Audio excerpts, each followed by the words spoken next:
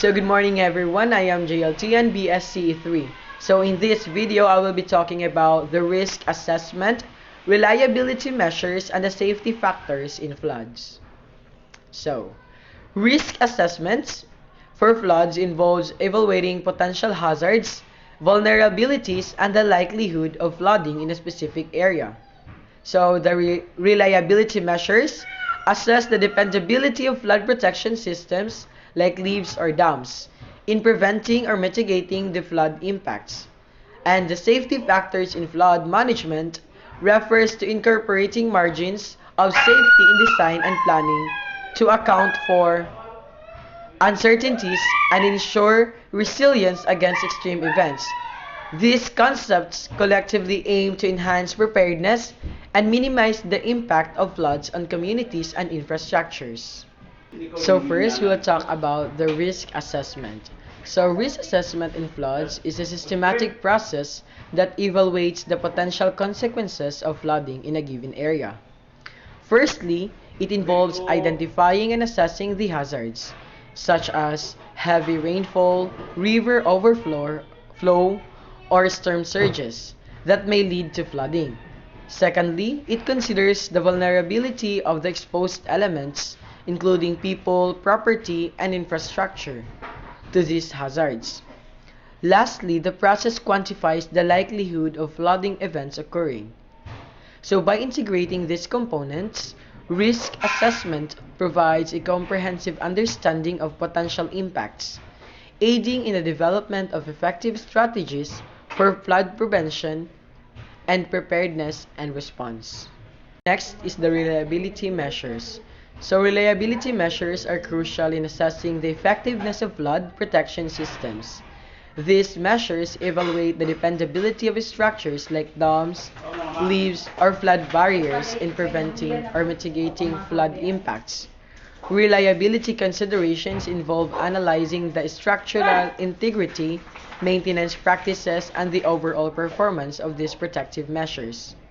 Ensuring high reliability is essential for minimizing the risk associated with flooding, as it enhances the resilience of community and infrastructure against potential threats.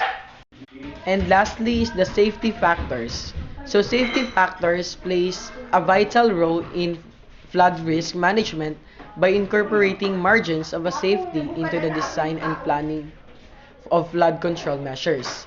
These factors account for uncertainties variations in environmental conditions and the possibility of extreme events exceeding initial projections.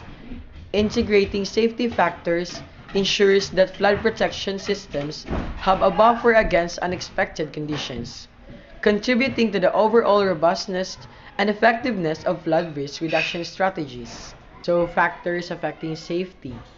First is the design standards. Structures are built to withstand certain flood magnitudes based on established design standards and guidelines. So I'll be more focused on the coastal areas since the floods are more certainly to occur in that particular area. So like for example, in the coastal areas nga, di ba ginabuhatan nila ng seawall, mo ang design standards ana is para dili siya moderate ang flood padulong sa mga residents sa coastal areas. So next is the material strength. The durability and strength of construction materials directly to influence a structure's ability to withstand flood forces. So for example, in the coastal areas kana mga seawalls, kung gamitan na nilang mga substandards nga mga materials nga dali ra maguba sa floods. So maka-cause siya og danger sa mga residents. So the third is regular maintenance. Proper maintenance and inspection are essential to ensure that flood protection infrastructure remains in optimal conditions. So, it doesn't mean nga na-build na nila nga, like for example, na-build na nila ang seawall is not necessary nga kailangan nila nga pasagdan na nila kasi since naka-build na sila. No. Need nila i-assess gihapon every regularly i-assess na nila if ever na mga leakage nga nitabo para ma-reconstruct na siya and ma-less ang danger sa mga nagpuyo dito. So lastly is the emergency preparedness. Developing and implementing effective emergency plans enhances safety during flood events, aiding in timely evacuations and resource allocation. So for example, if dili na gyud siya kaya nga protektahan sa katong mga hinimo nila nga mga seawalls and dams, like for example, napod na sila emergency preparedness kung asa sila mo evacuate if that area is dili na gyud siya safe maskin pag na seawall, so mo na at that time maghimo na sila og mga kanang ilan na bawalan patukuran og mga balay-balay dira. But of course, need nila og i-assess na nila nga lugar if pwede pa ba patawuran og mga balay-balay residents. Since delikado man siya, so mag-focus na sila sa pag-build og mga safety measures, like for example lagi sa mga seawalls, dams, para maprotektahan gyapon ang mga properties, infrastructures, and the people living in the coastal areas. So balancing risk and safety. Balancing flood risk reduction with safety consideration involves a multidisciplinary approach. It requires continuous assessment, innovation in design and engineering, community engagement, and policy development. Striking this balance involves considering not only the physical aspects but also the socio-economic and environmental factors. So balancing risk and safety in floods involves a nuanced approach to managing the potential dangers posed by flooding while prioritizing the safety of communities and infrastructure. Risk factors such as the likelihood and consequences of flooding must be carefully assessed. This involves considering various elements like geographic location, weather patterns, and the effectiveness of existing flood protection measures. Striking a balance requires acknowledging that it's often impractical or impossible to eliminate all flood risk entirely. Safety measures play a critical role in this balance.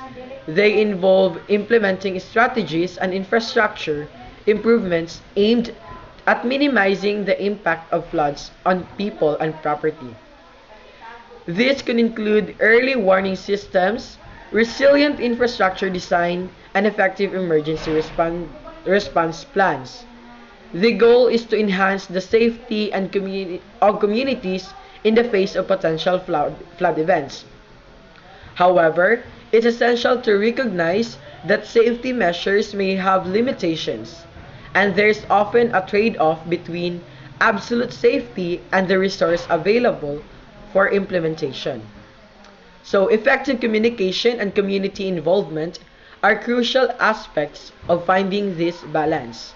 Engaging with local communities, educating them about potential risk, and involving them in decision-making process contribute to a more comprehensive and sustainable approach. Balancing risk and safety in floods requires a dynamic and adaptive strategy that provides both short-term and long-term implications, aiming for resilience in the face of an unpredictable and evolving natural hazard.